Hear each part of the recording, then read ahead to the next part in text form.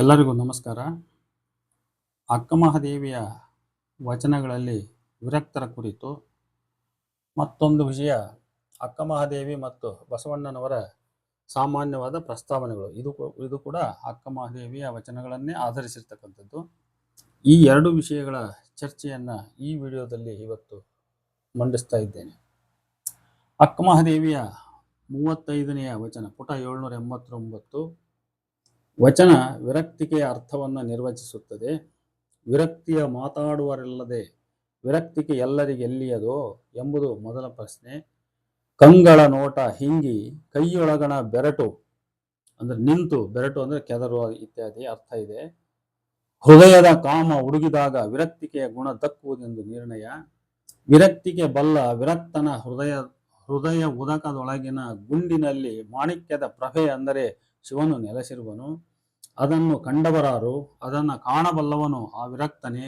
ಕಂಡಾತಂಗೆ ತನ್ನಂತರ್ದೃಷ್ಟಿಯಿಂದ ಕಂಡ ವಿರಕ್ತನಿಗೆ ಅವನ ಕಣ್ಣುಗಳಲ್ಲಿ ನೋಡಿದ ಸರ್ವ ವಸ್ತುಗಳು ಆ ಲಿಂಗಕ್ಕೆ ಅಂದ್ರೆ ಹೃದಯದೊಳಗಿರುವ ಲಿಂಗಕ್ಕೆ ಅರ್ಪಿತ. ಆ ವಿರಕ್ತನು ಕರ್ಣದಲ್ಲಿ ಕೇಳಿದ ಪುರಾಣಗಳು, ಜಿಹ್ವೆಯಲ್ಲಿ ರುಚಿಸಿದ ಪದಾರ್ಥಗಳು ಆ ಹೃದಯವಾಸಿ ಲಿಂಗಕ್ಕರ್ಪಿತ. ಆ ವಿರಕ್ತನು ಅಂಗಲಿಂಗ ಭೇದ ಒಳಿದವನು. ಅವನಿಗೆ ಪುಣ್ಯ ಪಾಪ ಕರ್ಮ ಧರ್ಮ ಸತ್ಯ ಅಸತ್ಯ ಎಂಬುದಿಲ್ಲ. ಕಾರಣ ಅವನು ಬಂದದ್ದನ್ನು ಲಿಂಗಕ್ಕೆ ಕೊಡುವನು, ಬಾರದದ್ದನ್ನು ಬಯಸುವುದಿಲ್ಲ ಅಂತ. ಇನ್ನೊಂದು ವಚನ ಹೀಗಿದೆ, ಬಹುಶಃ ಇದು ಸಂಖ್ಯೆ ತಪ್ಪಾಗಿರ್ಬೇಕು, ನಾನು ಮತ್ತೆ 35 ಅಂತ ದಾಖಲೆ ಮಾಡಿದ್ದೇನೆ. ಅಂಗನೀರು ಬಂದು ಕಾಮಿತಾರ್ಥದಿಂದ ತನ್ನ ನಪ್ಪಿದಡೆ ತಾ ಮಹಾಲಿಂಗವ ನಪ್ಪುವನಾಗಿ ಅವಂಗೆ ಮುಖ ಬೇರಲ್ಲದೆ ಆತ್ಮನೆಲ್ಲ ಒಂದೇ. ಅದಕ್ಕೆ ಜಗವು ಪಾಪ ಪುಣ್ಯವೆಂದು ಮಾತನಾಡುತ್ತಿಪ್ಪರು. ಅದೆಂತೆಂದರೆ ಶಿವಂಗೆ ತಾಯಿಯಿಲ್ಲ, ಭುವನಕ್ಕೆ ಬೆಲೆಯಿಲ್ಲ, ತರುಗಿರಿ ಗಹ್ವರಕ್ಕೆ ಮನೆಯಿಲ್ಲ, ಲಿಂಗವ ನೊಡಗೂಡಿದ ವಿರಕ್ತಂಗೆ ಪುಣ್ಯ ಪಾಪವಿಲ್ಲ ಕಾಣ ಚನ್ನಮಲ್ಲಿಕಾರ್ಜುನ ಅಂತ. ಈ ವಚನವೂ ಸಹ ಪ್ರಕ್ಷಿಪ್ತ ವಚನ ಅಂತ ನನ್ನ ಮೊದಲ ಅನುಮಾನ ಮತ್ತು ಅನಿಸಿಕೆ. ಇದಕ್ಕೆ ಕಾರಣ ಇದರ ದೀರ್ಘತೆ, ಇದರ ಶಾಸ್ತ್ರಿಕ ವಿಷಯ ಮತ್ತು ಭಾಷೆ, ಇದರ ನಿಲುವು ಸಹ. ಈ ವಚನವು ವಿರಕ್ತನ ಪರಸ್ತ್ರೀ ಮೋಹ ಕಾಮದಾಟವನ್ನು ಅದೆಲ್ಲವನ್ನು ಶಿವಾರ್ಪಿತ ಎಂಬ ಅರ್ಥದಲ್ಲಿ ವಿರಕ್ತನಿಗೆ ಸಮ್ಮತಿಸಿ ಬಿಡುತ್ತದೆ. ಅವನಿಗೆ ಪುಣ್ಯ ಪಾಪ ಎಂಬ ಭೇದವಿಲ್ಲದವನೆಂದು, ಅವನಿಗೆ ಪರಸ್ತ್ರೀ ಸುಖವನ್ನು ಅನುಭವಿಸಲು ಧಾರ್ಮಿಕ ತತ್ವಯುಕ್ತ ಸಮ್ಮತಿಯನ್ನು ನೀಡುತ್ತದೆ. ಯಾವುದನ್ನ ಶರಣರು ಬಲವಾಗಿ ಖಂಡಿಸುವರೋ ಅದನ್ನೇ ಇಲ್ಲಿ ಅನುಮತಿಸಿದೆ. ಇದು ವಚನ ಧರ್ಮಕ್ಕೆ ತದ್ವಿರುದ್ಧವಾದುದು. ಅದರ ವಿವರ ನೋಡಿ. ಅಂಗನೀಯರು ಬಂದು ಕಾಮಿತಾರ್ಥದಿಂದ ಆ ವಿರಕ್ತನನ್ನಪ್ಪಿದರೆ, ಆ ಅಂಗನೀಯರು ಆ ವಿರಕ್ತನನ್ನಪ್ಪಿದಾಗ ಆ ವಿರಕ್ತನು ಶಿವನನ್ನಪ್ಪುವನಾದ್ದರಿಂದ ಆ ಅಂಗನೀಯರು ಆ ವಿರಕ್ತನೊಳಗಿರುವ ಆತ್ಮಸ್ವರೂಪಿ ಶಿವನನ್ನಪ್ಪಿದಂತೆ ಆ ವಿರಕ್ತನಿಗೆ ಮುಖ ಮಾತ್ರ ಬೇರೆ, ಅಂದರೆ ಮುಖದಲ್ಲಿ ಈ ವಿರಕ್ತನೆಂಬ ಮನುಷ್ಯ, ಆದರೆ ಆತ್ಮಿಕವಾಗಿ ಅವನೇ ಶಿವ. ಇದನ್ನು ನೋಡಿದ ಜಗತ್ತು ಪಾಪ ಪುಣ್ಯ ಅಂತ ಟೀಕಿಸುವುದೆಂದು ಇಲ್ಲಿನ ಅಭಿಮತ. ಶಿವನ ಹೆಸರಲ್ಲಿ ಕಾಮವನ್ನು ಅನುಭವಿಸುವುದನ್ನು ಒಪ್ಪಿಕೊಂಡ ಕೊಳಕು ಮನಸ್ಸುಗಳು ಬಹುಶಃ ಇಂಥ ವಚನಗಳನ್ನು ಕಟ್ಟಿರಬೇಕು ಅಂತ ಒಂದು ಅನುಮಾನ. ಇದನ್ನು ಒಪ್ಪಲಿಕ್ಕಾಗದು. ಈ ವಚನ ಬಿಟ್ಟು ಅಕ್ಕಮಹಾದೇವಿಯ 363, 364, 365 ಈ ವಚನಗಳು ನಿಜವಾಗಿಯೂ ವಿರಕ್ತ ಕುರಿತು ಅಕ್ಕನ ನಿಲುವನ್ನು ಬಹಳ ಸ್ಪಷ್ಟವಾಗಿ ವ್ಯಕ್ತಪಡಿಸುತ್ತವೆ. ವಿರಕ್ತಿ ವಿರಕ್ತಿ ಎಂಬುವರು ವಿರಕ್ತಿಯ ಪರಿಯಂತುಂಟು ಹೇಳಿರಯ್ಯ. ಕಟ್ಟಿದ ಲಿಂಗವ ಕೈಯಲ್ಲಿ ಹಿಡಿದು ಬತ್ತಲೆ ಇರ್ದಡೆ ವಿರಕ್ತನೆ. ಹುಟ್ಟುದ ತೊರೆದ ಮತ್ತೆ ಕಟ್ಟಿದ ಲಿಂಗವ ಕೈಯಲ್ಲಿ ಹಿಡಿಯಲೇಬೇಕು. ಹುಟ್ಟುದ ತೊರೆಯದೆ ಕಟ್ಟಿದ ಲಿಂಗವ ಕೈಯಲ್ಲಿ ಹಿಡಿದ ಭ್ರಷ್ಟರ ನೇನೆಂಬೆ ಚನ್ನಮಲ್ಲಿಕಾರ್ಜುನ ಅಂತ. ಇಲ್ಲಿ ಹುಟ್ಟುದ ಅಂದ್ರೆ ಹುಟ್ಟಿದ ಅಂತ ಅರ್ಥ. ಈ ವಚನ ವಿರಕ್ತನ ಲಿಂಗ ಪೂಜೆ ಕುರಿತು ಒಂದು ನೀತಿಯನ್ನು ಮಾತ್ರ ಹೇಳುವುದು. ಹುಟ್ಟುದ ಅಂದರೆ ಹುಟ್ಟಿದ ಸ್ಥಾವರ ಲಿಂಗ ಬಿಟ್ಟು ಗುರುದೀಕ್ಷೆಯಿಂದ ಪಡೆದು ದೇಹದ ಮೇಲೆ ಧರಿಸಿದ ಅಂದ್ರೆ ಕಟ್ಟಿದ ಲಿಂಗವನ್ನು ಮಾತ್ರ ಪೂಜಿಸತಕ್ಕದ್ದು. ಕಟ್ಟಿದ ಲಿಂಗವ ಕೈಯಲ್ಲಿ ಹಿಡಿದು ಬತ್ತಲೆ ಇದ್ದವನು ವಿರಕ್ತನಲ್ಲ. ಹುಟ್ಟುದ ತೊರೆಯದೇ ಕಟ್ಟಿದ್ದನ್ನು ಬಿಡದೆ ಎರಡನ್ನೂ ಪೂಜಿಸುವವನು ಭ್ರಷ್ಟ ಎಂದು ಖಂಡಿಸುತ್ತದೆ. ಇಂತಹ ಭ್ರಷ್ಟರು ವಿರಕ್ತನೆನಿಸಲಾರರು ಅಂತ. ಇನ್ನೊಂದು 364ನೇ ವಚನದಲ್ಲಿ ವಿರಕ್ತನ ಬಗ್ಗೆ ಹಲವಾರು ಪ್ರಶ್ನೆಗಳನ್ನೆತ್ತುತ್ತದೆ. ಕಟ್ಟಿದ ಲಿಂಗವ ಕೈಯಲ್ಲಿ ಹಿಡಿದಿದ್ದರೆ ವಿರಕ್ತನೇ. ಬಿಟ್ಟ ಕೇಶವ ಜಡೆಗೆ ಎಣ್ಣೆ ಹಚ್ಚಿ ನುಣ್ಣಗೆ ಬಣ್ಣಿಸಿ ಎಣ್ಣೆಯ ಗಂಟ ಹಾಕಿದ್ದರೆ ಅವನು ವಿರಕ್ತನೇ. ಆಮೇಲೆ ಮಂಡೆಯ ಕಟ್ಟದೆ ಕಟ್ಟು ಹರಿದ ಪಂಜಿನಂತೆ ಕೇಶವ ಬಿಟ್ಟಿದ್ದರೆ ವಿರಕ್ತನೇ. ಹರದನಂತೆ ಅಂದ್ರೆ ವ್ಯಾಪಾರಿಯಂತೆ ವೇಷಧಾರಿಯಾಗಿದ್ದರೆ ವಿರಕ್ತನೇ. ಮೂಗನಂತೆ ಮಾತನಾಡದಿದ್ದರೆ ವಿರಕ್ತನೇ. ಹೆಣ್ಣು ಹೊನ್ನು ಮಣ್ಣು ಬಿಟ್ಟು ಅಡವಿ ಅರಣ್ಯವಾಸಿಯಾಗಿದ್ದರೆ ಈ ಯಾವ ಪರಿಯೂ ವಿರಕ್ತನದಲ್ಲ. ಒಡಲ ಹುಡಿಗಟ್ಟಿ ಮೃಡನೊಳೆಡದೆರಹಿಲ್ಲದಿರಬಲ್ಲಡೆ ವಿರಕ್ತನಪ್ಪನು ಅಂತ ನೋಡು. ಒಡಲ ಹುಡಿಗಟ್ಟಿ ಮೃಡನೊಳೆಡದೆರಹಿಲ್ಲದಿರಬಲ್ಲಡೆ ವಿರಕ್ತನಪ್ಪನು, ಅಲ್ಲದಿರ್ದಡೆ ಮೈಲಾರಿ ಮಲ್ಲಿ ಗೊರವಿಯಲ್ಲವೇ ಚನ್ನಮಲ್ಲಿಕಾರ್ಜುನ ಅಂತ. ಇನ್ನೊಂದು ವಚನವನ್ನು ನೋಡಿ. ವಿರಕ್ತಿಯೇ ಅವಿರಕ್ತಿ ವಿರಕ್ತನೆನ್ನದಿರಣ್ಣ, ನೋಟದ ಕರುಳ ಕೊಯ್ಯದನ್ನಕ್ಕರ, ಕ್ರಿಯದ ಕರಬೋನಗಳೊಡೆಯದನ್ನಕ್ಕರ, ಅಷ್ಟಮದಾದಿಗಳೆಂಬವ ಹೊಟ್ಟು ಹುರಿಯದನ್ನಕ್ಕರ, ಬೇಕು ಬೇಡ ಎಂದು ಪರಿವ ಸರ್ವ ಸಂದೇಹವ ಹೂಳದನ್ನಕ್ಕರ, ವಿರಕ್ತನೆನ್ನದಿರಣ್ಣ, ಶ್ರೀಶೈಲ ಮಲ್ಲಿಕಾರ್ಜುನ ದೇವನೊಬ್ಬನೇ ವಿರಕ್ತ ಕಾಣಿರಣ್ಣ ಅಂತ ಇದು 365ನೇ ವಚನ. ಇಲ್ಲಿ ಕರಬೋನ ಅಂದ್ರೆ ಅಗಲಬಾಯಿಯ ನೀರ ಪಾತ್ರೆ ಅಂತ, ಕರ್ಬಾನಿ ಅಂತ ನಮ್ಮ ಕಡೆ ಕರೀತಿರೋದಕ್ಕೆ. ವಿರಕ್ತನೆನಿಸಿಕೊಳ್ಳುವವನು ಕೆಲವು ಗುಣಗಳನ್ನ ಅವನು ಮೊದಲು ಗಳಿಸಿರಬೇಕು. ನೋಟದ ಕರುಳ ಕೊಯ್ದಿರಬೇಕು, ಅಂದರೆ ನೋಟದಲ್ಲಿ ಕಾರುವ ಕಾಮಾದಿ ಭಾವನೆಗಳು ಅಳಿದಿರಬೇಕು. ಕ್ರಿಯದ ಕರಬೋನ ಎಂದರೆ ಕರ್ಮಾದಿಗಳಿಗೆ ಬಳಸುವ ಅಗಲಬಾಯಿಯ ನೀರಿನ ಪಾತ್ರೆ. ಇಲ್ಲಿ ಇದು ಒಟ್ಟು ಕರ್ಮಾಭಿಲಾಷೆ ಕರ್ಮ ಪರಿಕರ ಸಹಿತ ಅಳಿದಿರಬೇಕು, ಅಂದರೆ ವಿರಕ್ತನು ಕರ್ಮರಹಿತನಾಗಿರಬೇಕು ಅಂತ. ಅಷ್ಟಮದಗಳನ್ನು ನಷ್ಟಗೊಳಿಸಿಕೊಂಡು ಭಾವ ಪಾರಿಶುದ್ಧತೆ ಹೊಂದಿರಬೇಕು. ಅವನು ಸರ್ವ ಸಂದೇಹ ರಹಿತನಾಗಿರಬೇಕು.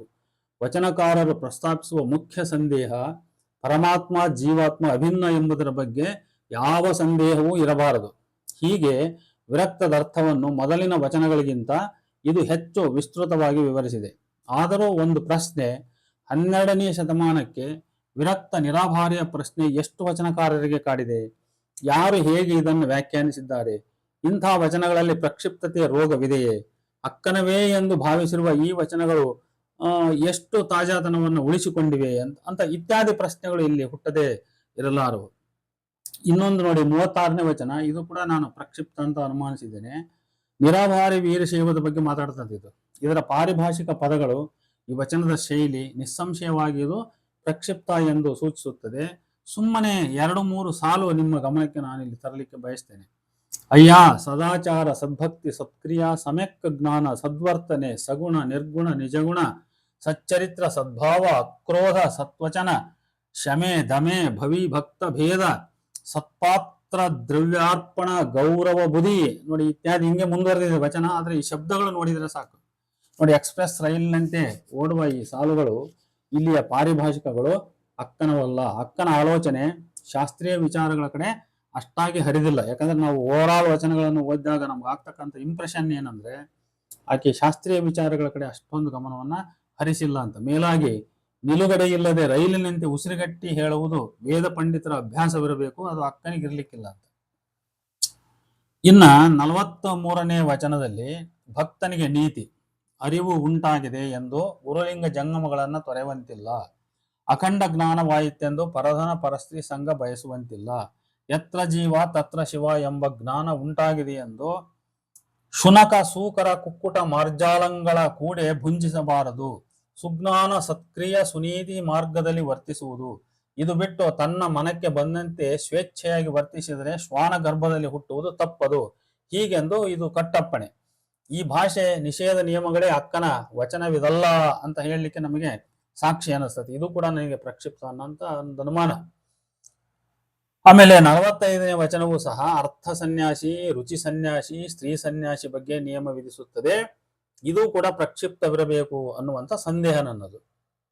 ಇನ್ನ ಅಕ್ಕ ಮಹಾದೇವಿಯ 52ನೇ ವಚನ, ನಿರಾಕಾರ ಲಿಂಗವನ್ನು ಕೈಯಲ್ಲಿ ಹಿಡಿದು ಕಟ್ಟಿದವೆಂಬರು ಅಜ್ಞಾನಿ ಜೀವಿಗಳು ಎಂದು ಟೀಕಿಸಿ, ಹರಿಬ್ರಹ್ಮರು ವೇದ ಪುರಾಣಗಳು ಅರಿಯದ ಲಿಂಗವದು ಎಂದು ಹೇಳಿ, ಭಕ್ತಿಗೆ ಫಲವುಂಟು ಲಿಂಗವಿಲ್ಲ, ಕರ್ಮಕ್ಕೆ ನರಕ ಉಂಟು ಲಿಂಗವಿಲ್ಲ, ಜ್ಞಾನಕ್ಕೆ ಪರಿಭ್ರಮಣ ಉಂಟು ಲಿಂಗವಿಲ್ಲ, ವೈರಾಗ್ಯಕ್ಕೆ ಮುಕ್ತಿಯುಂಟು ಲಿಂಗವಿಲ್ಲ. ಇದು ಕಾರಣ ತನ್ನ ತಾನರಿದು ತಾನಾದಡೆ ಚನ್ನಮಲ್ಲಿಕಾರ್ಜುನ ತಾನೇ ಬೇರಿಲ್ಲ ಎಂಬ ತತ್ವ ಪ್ರತಿಪಾದನೆ ಇಲ್ಲಿದೆ. ಇನ್ನು ಅಕ್ಕ ಮಹಾದೇವಿಯ 53ನೇ ವಚನ ವಿಚಿತ್ರವೂ ಸಂಶಯಾಸ್ಪದವಾಗಿದೆ. ಇದರ ಮಹತ್ವವೇನೆಂಬುದು ನನಗೆ ಬಹಳ ಕುತೂಹಲ. ಆಡಬಹುದು ಪಾಡಬಹುದಲ್ಲದೆ ನುಡಿದಂತೆ ನಡೆಯಬಾರದು ಎಲೆ ತಂದೆ, ಲಿಂಗಕ್ಕೆ ಶರಣೆನ್ನಬಹುದಲ್ಲದೆ ಜಂಗಮಕ್ಕೆ ಶರಣೆನ್ನಬಾರದೆಲೆ ತಂದೆ, ಚನ್ನಮಲ್ಲಿಕಾರ್ಜುನ ದೇವ ನಿಮ್ಮ ಶರಣರು ನುಡಿದಂತೆ ನಡೆಯಬಲ್ಲರು ಎಳೆ ತಂದೆ ಅಂತ ಹೇಳ್ತದೆ. ನೋಡಿ ಯಾಕೆ ವೈಚಾರಿಕ ವೈರುಧ್ಯ? ನುಡಿದಂತೆ ನಡೆಯುವುದೇ ಶರಣ ತತ್ವ, ನುಡಿದಂತೆ ನಡೆಯಬಾರದು ಎಂಬ ಮಾತೇಕೆ? ಹೀಗೆ ಹೇಳಿದ ಮೇಲೆ ನಿಮ್ಮ ಶರಣರು ನುಡಿದಂತೆ ನಡೆಯಬಲ್ಲರು ಎಂದೇಕೆ ಹೇಳಬೇಕು?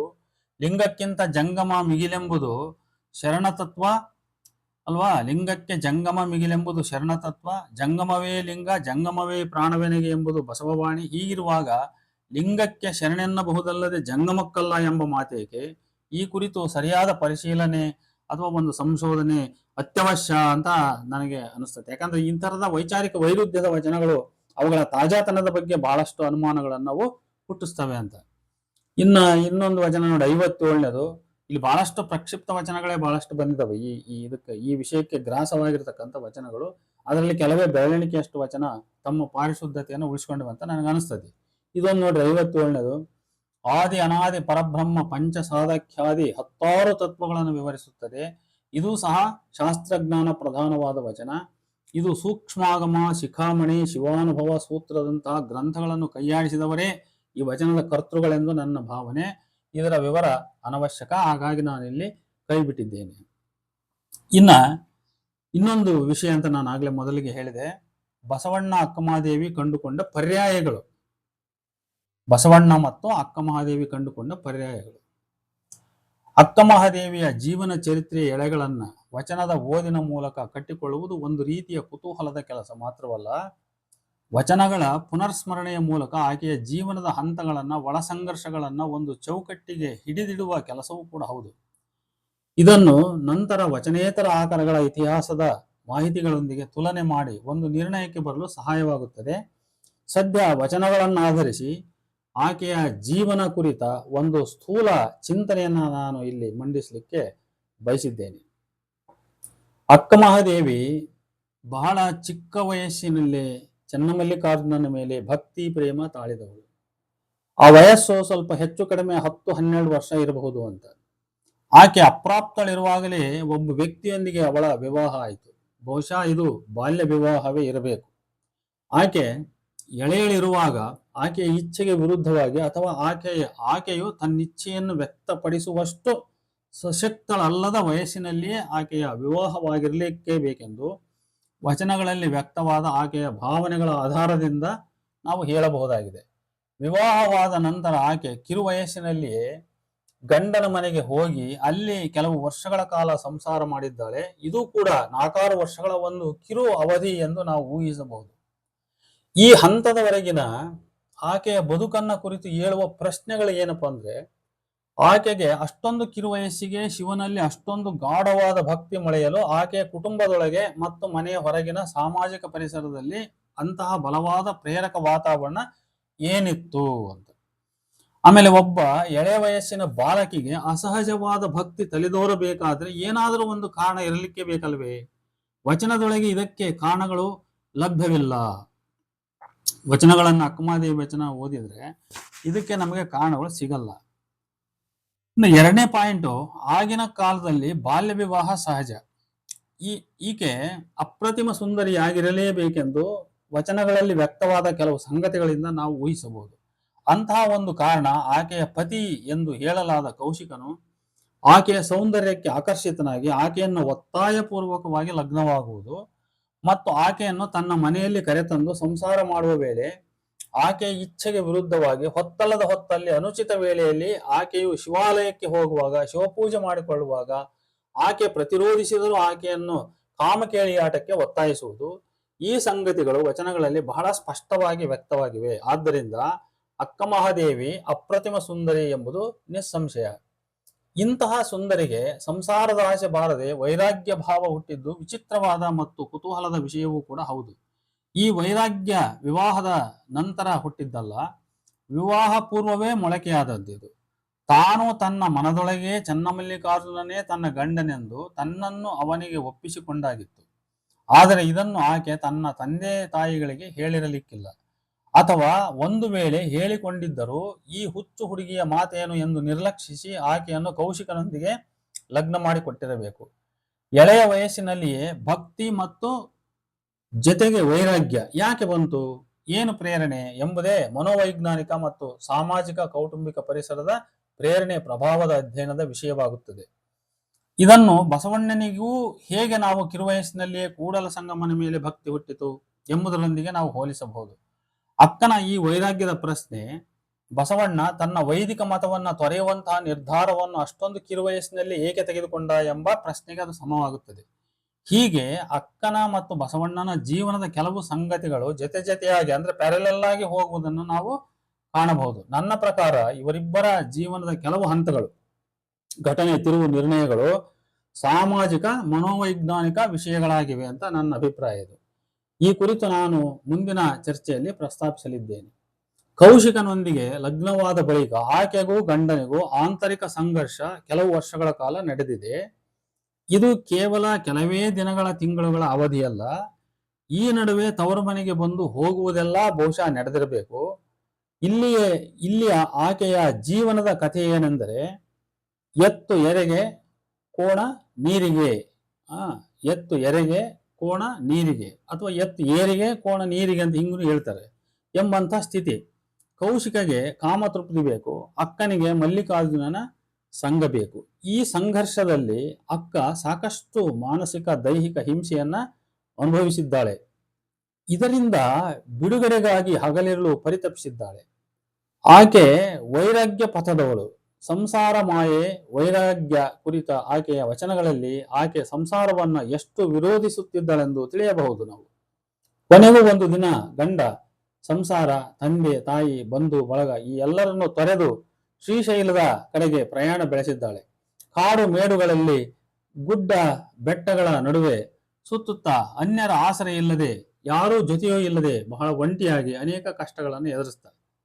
ಬಸವಣ್ಣ ತನ್ನ ಬಂಧುಗಳನ್ನ, ಮನೆ ಮಠ ಎಲ್ಲವನ್ನೂ ತೊರೆದು ಬಂದು ಕೂಡಲ ಸಂಗಮನಾಥನ ಪದತಳದಲ್ಲಿ ಕುಳಿತು ದೀಕ್ಷೆ ಕೊಡಬಲ್ಲ ಗುರುವಿಗಾಗಿಯೂ, ಬ್ರಾಹ್ಮಣನಾದ ತನ್ನನ್ನು ಹೊರಗಿಟ್ಟು ಸತಾಯಿಸುತ್ತಿದ್ದ ಶರಣರ ಸಮ್ಮತಿಗಾಗಿಯೂ ಕಾಯುತ್ತಾ ಕೂಡಲ ಸಂಗನಲ್ಲಿ ಭಕ್ತಿ ನಂಬಿಕೆಯನ್ನಿಟ್ಟು ನೀನೇ ಗತಿ ನೀನೇ ಮತಿ ಎಂದು ಹಗಲಿರುಳು ಕಾಯುತ್ತಿದ್ದ. ಒಂದು ಕಡೆ ತನಗೆ ದರ್ಶನ ನೀಡು, ಗುರುಕರುಣೆ ನೀಡೆಂದು ಕೂಡಲ ಸಂಗನಲ್ಲಿ ಪ್ರಾರ್ಥಿಸುತ್ತಿದ್ದರೆ, ಇನ್ನೊಂದು ಕಡೆ ತನಗೆ ಎಂದು ಗುರುಲಿಂಗವನ್ನು ಕರುಣಿಸುವನು, ತಾನೆಂದು ಶಿವಶರಣರ ಅನುಗ್ರಹ ಅವರ ಕೂಟ ಸಂಘ ಒಲುಮೆಗೆ ಪಾತ್ರನಾದೇನೆಂದು ಬಹಳ ಕಳವಳದಿಂದ ಅಶಾಂತಿಯಿಂದ ಕಾಲಹರಣ ಮಾಡುತ್ತಿದ್ದ. ಇವನಾರವನೆನಿಸದಿರಯ್ಯ, ಇವನಮ್ಮವನೆಂದೆನಿಸಯ್ಯ ಎಂದು ಆನುದೇವ ಹೊರಗಣವನು ಎಂದು ಶರಣರ ಶಿವಭಕ್ತರ ಮುಂದೆ ಗೋಗರೆಯುತ್ತಿದ್ದ. ಇಂತಹುದೇ ಜೀವನದ ಹಂತ ಅಕ್ಕ ಮಹಾದೇವಿ ಕಲ್ಯಾಣವನ್ನು ತಲುಪಿದಾಗ ಸೃಷ್ಟಿಯಾಯಿತು.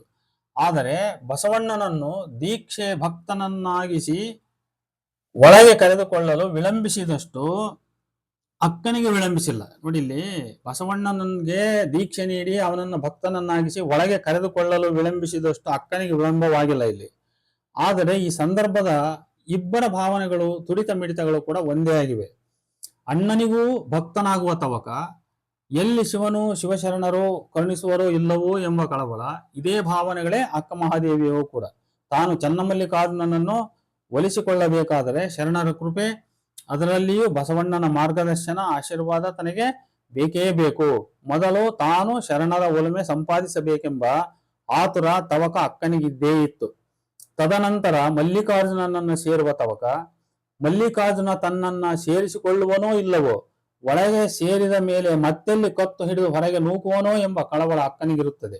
ಚನ್ನಮಲ್ಲಿಕಾರ್ಜುನ ತನಗೆ ಒಲಿವನೋ ಇಲ್ಲವೋ ಎಂಬ ಚಿಂತೆ, ಬಸವಣ್ಣನಿಗೂ ಕೂಡಲ ಸಂಗಮನನ್ನ ಒಲಿಸುವ ಚಿಂತೆ. ಗುರುದೀಕ್ಷೆ ದೊರಕಿ ಶರಣ ಬಳಗ ಸೇರಿದ ಬಳಿಕ ಕೆಲ ಶರಣರ ಮುನಿಸನ್ನ ಬಸವಣ್ಣ ಎದುರಿಸಬೇಕಾಯಿತು. ಅದೇ ರೀತಿ ಅಕ್ಕನು ಶರಣರ ಮಾರ್ಗದರ್ಶನ ಪಡೆದು ಶ್ರೀಶೈಲದ ಕಡೆ ನಡೆದು ಚನ್ನಮಲ್ಲಿಕಾರ್ಜುನನ ಸನ್ನಿಧಾನವನ್ನು ತಲುಪಿದ ಬಳಿಕ ಅಲ್ಲಿ ಕೆಲವರಿಂದ ಟೀಕೆಗೆ ಗುರಿಯಾದ ಸಾಧ್ಯತೆಯನ್ನ ವಚನಗಳು ಸೂಚಿಸುತ್ತವೆ. ಚನ್ನಮಲ್ಲಿಕಾರ್ಜುನನ ಗಿರಿಯ ಸುತ್ತಿ ಅಲ್ಲಿಂದ ಕದಳಿಗೆ ನಡೆಯಲು ಬಹುಶಃ ಆಕೆಯ ದೈಹಿಕ ನಗ್ನತೆ, ವಿಕಾರಗಳೇ ಕಾರಣವಿರಬೇಕು. ಇಲ್ಲಿ ನೆಲೆಸಿದ ಅಕ್ಕ ಚನ್ನಮಲ್ಲಿಕಾರ್ಜುನನ ಒಲುಮೆ ಪಡೆದು ಐಕ್ಯಳಾಗುವ ತನಕ ಆಕೆಯ ಅನುಭವಗಳು ವಚನಗಳಾಗಿವೆ. ಈ ವಿಷಯಕ್ಕೆ ನಂತರ ನಾವು ಬರಬಹುದು. ಪ್ರಸ್ತುತ ಪ್ರಶ್ನೆ, ಬಸವಣ್ಣನಿಗೂ ಅಕ್ಕನಿಗೂ ಕಾಣುವ ಇನ್ನೊಂದು ಸಾಮ್ಯತೆಯನ್ನ ಬಹಳ ಮುಖ್ಯವಾಗಿ ನಾವು ಗಮನಿಸಲೇಬೇಕು. ಅದೇನೆಂದ್ರೆ, ತನ್ನ ಮಾತಾಪಿತೃ ಸೋದರ ಸಂಬಂಧಿ ವೈದಿಕ ಬಳಗ ತೊರೆದು ಬಂದು ಅವೈದಿಕ ಶಿವಭಕ್ತರ ಕೂಟ ಸೇರಿ ಅದರ ಅಧಿನಾಯಕನಾಗಿ ಈ ಚಳುವಳಿಯ ಸಾರಥ್ಯ ವಹಿಸುವಂತಾದ ಯಾರು? ಬಸವಣ್ಣ. ಈ ನಡುವೆ ಬಸವಣ್ಣ ಸಂಪೂರ್ಣವಾಗಿ ವೈದಿಕ ಪರಂಪರೆಯ ಕಡು ವಿರೋಧಿ, ಕಟು ಟೀಕಾಕಾರನಾದ. ಶ್ರೇಷ್ಠ ಕುಲಜರಾದ ವೈದಿಕರಿಗೆ 100ಕ್ಕೆ 100 ತದ್ವಿರುದ್ಧ ದಿಕ್ಕಿನಲ್ಲಿದ್ದ ಸ್ವಪಚರ ಮನೆಯ ಮಗ ತಾನೆಂದು ಗುರುತಿಸಿಕೊಂಡ. ಇದು ಬಹಳ ಆಶ್ಚರ್ಯಕರವಾದ ಬೆಳವಣಿಗೆ. ವೈದಿಕತೆಯನ್ನ ಧಿಕ್ಕರಿಸಿದ್ದರ ಆರಂಭ ಉಪನಯನವನ್ನು ಧಿಕ್ಕರಿಸಿದ್ದು. ಆದರೆ ಅದು ಒಂದು ಸಾಂಕೇತಿಕ ಘಟನೆ. ಅದರ ಸುತ್ತ ಹತ್ತಾರು ಅನುಮಾನ, ಪ್ರಶ್ನೆಗಳು ಇವೆ. ಆದರೆ ಪ್ರಶ್ನಾರ್ಹವೂ ಸಂದೇಹಾಸ್ಪದವಾದುದು ಆದ ಆ ವಿರೋಧವು ನಿಸ್ಸಂದೇಹವಾದುದು, ದಿಟವೂ ಆಗಿ ಹೊಮ್ಮಿದ್ದು ಮುಂದಿನ ದಿನಮಾನಗಳಲ್ಲಿ. ಯಾವ ಬಸವಣ್ಣ ತಾನು ಮಾದಾರ ಚೆನ್ನಯ್ಯನ ಮನೆಯ ಮಗ ಎಂದನೋ ಆಗ ಅದು ದಿಟವಾಯಿತು. ಬ್ರಾಹ್ಮಣ್ಯವನ್ನ ತ್ಯಜಿಸಿ ಶೂದ್ರಾತಿ ಶೂದ್ರರಲ್ಲಿ ತನ್ನನ್ನು ಕೇವಲ ಗುರುತಿಸಿಕೊಳ್ಳುವುದು ಮಾತ್ರವಲ್ಲ, ಬದಲಾಗಿ ಅವರಲ್ಲಿ ತನ್ನನ್ನು ಸಮೀಕರಿಸಿಕೊಳ್ಳುವ ಬಸವಣ್ಣನ ಈ ನಡೆಯು ಅಕ್ಕಮಹಾದೇವಿಯ ಸುಖಭೋಗ ಸಂಸಾರವನ್ನು ತ್ಯಾಗ ಮಾಡಿ ಅದಕ್ಕೆ ತದ್ವಿರುದ್ಧವಾಗಿ ವೈರಾಗ್ಯಕ್ಕೆ ತನ್ನನ್ನು ಅರ್ಪಿಸಿಕೊಂಡಿದ್ದಕ್ಕೂ ಒಂದು ಸಾಮ್ಯತೆಯನ್ನು ನಾವು ಹುಡುಕಬಹುದು. ಇವೆರಡು ಒಂದೇ ರೀತಿಯ ಮಾನಸಿಕ ನೆಲೆಯಿಂದ ಹುಟ್ಟಿದ ಒಂದೇ ಸ್ವರೂಪದ ತೀರ್ಮಾನಗಳು ಅಂತ ನೋಡಿ. ಇವೆರಡು ಒಂದೇ ರೀತಿಯ ಮಾನಸಿಕ ನೆಲೆಯಿಂದ ಹುಟ್ಟಿದ ಒಂದೇ ಸ್ವರೂಪದ ತೀರ್ಮಾನಗಳು.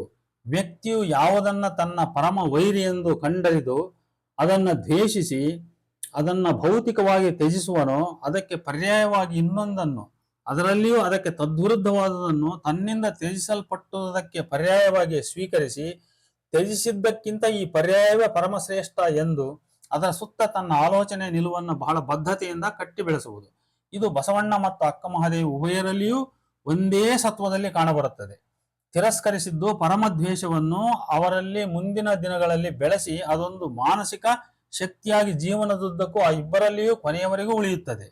ಬಸವಣ್ಣನಿಂದ ತಿರಸ್ಕರಿಸಲ್ಪಟ್ಟ ಬ್ರಾಹ್ಮಣ್ಯವು, ವೈದಿಕ ಪರಂಪರೆಯು ವ್ಯಷ್ಟಿ ನೆಲೆಯಲ್ಲಿ ಮಾದಾರ ಚೆನ್ನಯ್ಯನ ಮನೆಯ ಮಗ ಎಂಬುವ ಹಂತವನ್ನು ತಲುಪಿದರೆ, ಸಮಷ್ಟಿಯ ನೆಲೆಯಲ್ಲಿ ಸ್ವಪಚೋಪಿ ಮುನಿಶ್ರೇಷ್ಠೋ, ಸದ್ಭಕ್ತರೇ ಕುಲಜರು, ಶಿವಭಕ್ತರಲ್ಲದ ಬ್ರಾಹ್ಮಣರೇ ಹೊಲೆಮಾದಿಗರು ಎಂಬಿತ್ಯಾದಿ ವಾದದ ಬೆಳವಣಿಗೆಗೆ ಅದು ಕಾರಣವಾಗುತ್ತದೆ. ವೈದಿಕ ವಿರೋಧದ ಮನೋಶಕ್ತಿ, ಪ್ರವೃತ್ತಿ, ಧೋರಣೆಯ ಶೂದ್ರರೇ ವೈದಿಕರಿಗೂ ಶ್ರೇಷ್ಠ, ವೈದಿಕರೇ ನಿಜವಾದ ಹೊಲೆಮಾದಿಗರು ಎಂಬಲ್ಲಿ ಪರ್ಯಾವಸಾನಗೊಳ್ಳುತ್ತದೆ. ಇದು ಇಡೀ ವಚನಕಾರರಲ್ಲಿಯೇ ಒಂದು ಕ್ರಾಂತಿಕಾರಿ ವಿಚಾರಧಾರೆಯಾಗಿ ಹೊಮ್ಮುತ್ತದೆ. ಇದಕ್ಕೆ ಹೋಲಿಸಿದಲ್ಲಿ ಅಕ್ಕನ ಸಂಸಾರ ತ್ಯಾಗ, ಕಾಮತ್ಯಾಗವು ಅಕ್ಕನನ್ನ ಬೈರಾಗಿಯನ್ನಾಗಿಸುತ್ತದೆ. ಆದರೆ ಬಸವಣ್ಣನ ಮನಸ್ಸಿನಿಂದ ಹೇಗೆ ಬ್ರಾಹ್ಮಣ ವಿರೋಧಿ ಪ್ರವೃತ್ತಿ ನಶಿಸುವುದಿಲ್ಲವೋ ಹಾಗೆ ಅಕ್ಕನಲ್ಲಿಯೂ ಕೂಡ ಕಾಮದ್ವೇಷದ ದಳ್ಳುರಿ ಅಕ್ಕನ ಮನಸ್ಸಿನಿಂದ ಸಂಪೂರ್ಣ ಮಾಯವಾಗುವುದಿಲ್ಲ. ಬ್ರಾಹ್ಮಣ ವಿರೋಧ ಭಾವನೆ ಬಸವಣ್ಣನ ಭಕ್ತಿ ಜೀವನಕ್ಕೆ ಕಳಂಕವೆನಿಸುವುದಿಲ್ಲ. ಆದರೆ ಭಕ್ತನಾದ ಅಕ್ಕನಿಗೆ ಕಾಮ ಸಂಬಂಧಿ ಆಲೋಚನೆಗಳು ನಿಜಕ್ಕೂ ಒಂದು ದೊಡ್ಡ ದೋಷವೇ ಸರಿ. ದೋಷವನ್ನೇ ನಿರ್ದೋಷವನ್ನಾಗಿ, ಕಳಂಕವನ್ನೇ ನಿಷ್ಕಳಂಕವನ್ನಾಗಿಸಿಕೊಳ್ಳುವ ಒಂದು ದೊಡ್ಡ ಸವಾಲು ಅಕ್ಕ ಮಹಾದೇವಿಗಿರುತ್ತದೆ. ಆ ಸವಾಲನ್ನು ಅಕ್ಕ ಬಹಳ ಜಾಣತನದಿಂದ ಎದುರಿಸಿದ್ದಾಳೆ. ಆ ಉದ್ದೇಶಕ್ಕೆ ಅಕ್ಕ ಕಂಡುಕೊಂಡ ತಾತ್ವಿಕ ಮಾರ್ಗವೇ ಲೌಕಿಕ ಲೈಂಗಿಕತೆಯನ್ನ ದೈವಿಕ ಲೈಂಗಿಕತೆಯನ್ನಾಗಿ ಪರಿವರ್ತಿಸಿಕೊಳ್ಳುವುದು. ಈ ಪರಿವರ್ತನೆಗೆ ಶರಣ ತತ್ವದಲ್ಲಿಯೇ ರಾಜಮಾರ್ಗವಿತ್ತು. ಅದೇ ಶರಣಸತಿ, ಲಿಂಗಪತಿ, ಈ ಉಭಯರ ಸಂಯೋಗ. ಶಿವಭಕ್ತನಿಗೆ ಲಿಂಗವೇ ಪತಿ, ತಾನೇ ಅದರ ಸತಿ. ಲಿಂಗ ಪೂಜೆ ಎಂದರೆ ಒಂದು ರೀತಿಯಲ್ಲಿ ಆ ಪತಿಯೊಂದಿಗೆ ಸತಿಯಾದ ಭಕ್ತನು ದೈವಿಕ ರತಿಯಾನಂದವನ್ನು ಅನುಭವಿಸುವುದು, ಕೂಡಿಕೊಳ್ಳುವುದು. ಇದೇ ಐಕ್ಯ. ಈ ತತ್ವವೇ ಅಕ್ಕನಿಗೆ ಆಸರೆಯಾಯಿತು. ಸಹಜವಾಗಿ ಲಿಂಗ ಪೂಜೆಯಲ್ಲಿ ಈ ಕಲ್ಪನೆ ಇದೆ. ಕರವೇ ಪೀಠ, ಪೀಠ ಎಂದರೆ ಯೋನಿ. ವಿಭೂತಿಯಿಂದ ಅಂಗೈಯಲ್ಲಿ ತ್ರಿಕೋನಾಕಾರದ ಪೀಠವನ್ನು ಬರೆದು ಅದರ ಮೇಲೆ ತನ್ನ ಇಷ್ಟಲಿಂಗವನ್ನು ಪ್ರತಿಷ್ಠಾಪಿಸಿಕೊಳ್ಳಬೇಕು. ಈ ತ್ರಿಕೋನ ಪೀಠವೇ ತಾಂತ್ರಿಕರ ಪ್ರಕಾರ ಯೋನಿ = ಶಕ್ತಿ. ಈ ಶಕ್ತಿಯೊಂದಿಗೆ ಶಿವನನ್ನು ಕೂಡಿಸುವುದಂದ್ರೆ ಪುರುಷನನ್ನು ಕೂಡಿಸುವುದು. ಇದನ್ನ ಮರೆಮಾಚಲು ಹೊಸುಗವೇ ಇದರ ಸುತ್ತ ಬೇರೆ ಬೇರೆ ಕಲ್ಪನಾ ಕುಸುಮಗಳನ್ನ ಬೆಳೆಸಲಾಗಿದೆ. ಆದರೆ ಅಕ್ಕ ಬಹಳ ಪ್ರಾಮಾಣಿಕವಾಗಿ ಶಿವನನ್ನ ಸೇರುವ ತವಕದಲ್ಲಿ ಹುಟ್ಟಿಕೊಂಡ ಕಾಮ, ಪ್ರಣಯ, ರತಿಭಾವನೆಗಳನ್ನ ಮುಚ್ಚು ಮರೆಯಿಲ್ಲದೆ ಆಕೆ ವ್ಯಕ್ತಪಡಿಸಿದ್ದಾಳೆ. ನೆರೆದುಕೊಳ್ಳು, ಚುಂಬಿಸುವ ಮುಂತಾದ ಲೈಂಗಿಕ ಪದಪುಂಜಗಳನ್ನು ಅಕ್ಕ ಬಹಳ ನಿಸ್ಸಂಕೋಚವಾಗಿ ಬಳಸಿದ್ದಾಳೆ. ಹೀಗೆ ಅಕ್ಕ ಮತ್ತು ಬಸವಣ್ಣ ತಾವು ತ್ಯಜಿಸಿದ್ದಕ್ಕೆ ಪರ್ಯಾಯಗಳನ್ನ ಕಂಡುಕೊಂಡಿದ್ದಾರೆ.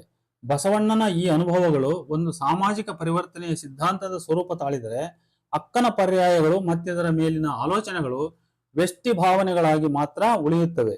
ಜೀವನದುದ್ದಕ್ಕೂ ನಿರಂತರ ಹುಟ್ಟಿಕೊಳ್ಳುತ್ತಲೇ ಇದ್ದ ಈ ಲೈಂಗಿಕ ಪ್ರವೃತ್ತಿಗಳನ್ನ ಅಕ್ಕ ಬಗ್ಗು ಬಡಿದ ವಿಧಾನವೆಂದರೆ ಆ ಮನುಷ್ಯ ಸಹಜ ಕ್ರಿಯೆಯನ್ನ ಯೋಗಿಗಳಂತೆ ಕಾಲ್ಪನಿಕಗೊಳಿಸಿ ಅಂತರಂಗೀಕರಣಗೊಳಿಸಿ ಅದನ್ನ ಚನ್ನಮಲ್ಲಿಕಾರ್ಜುನ ಲಿಂಗದೊಂದಿಗೆ ಸಂಬಂಧದಲ್ಲಿ ಪರ್ಯಾಯವಸಾನಗೊಳಿಸಿದ್ದು ಅಕ್ಕ ಯೌಗಿಕ ಕೌಶಲ್ಯತೆ, ಅದು ಅಕ್ಕನ ಯೌಗಿಕ ಕೌಶಲ್ಯತೆ ಮತ್ತು ಕಲಾವಂತಿಕೆ.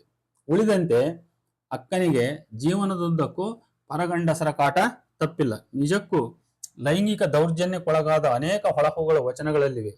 ಈ ಅನುಭವಗಳು ಅಕ್ಕನಲ್ಲಿ ಮತ್ತೆ ಮತ್ತೆ ಲೈಂಗಿಕ ಪ್ರವೃತ್ತಿಗಳನ್ನ ಜಾಗೃತಗೊಳಿಸಿರಲಿಕ್ಕೇ ಬೇಕು. ಜಾಗೃತಗೊಂಡ ಲೈಂಗಿಕತೆಯನ್ನ ಲಿಂಗ ಪೂಜೆಯಲ್ಲಿ ಸಮಾಧಿಗೊಳಿಸಿದಳು ಅಂತ ಇಷ್ಟು ಹೇಳ್ತಾ ಈ ವಿಡಿಯೋದ ಚರ್ಚೆಯನ್ನು ನಾನು ಮುಕ್ತಾಯಗೊಳಿಸ್ತಾ ಇದ್ದೇನೆ. ನಮಸ್ಕಾರ.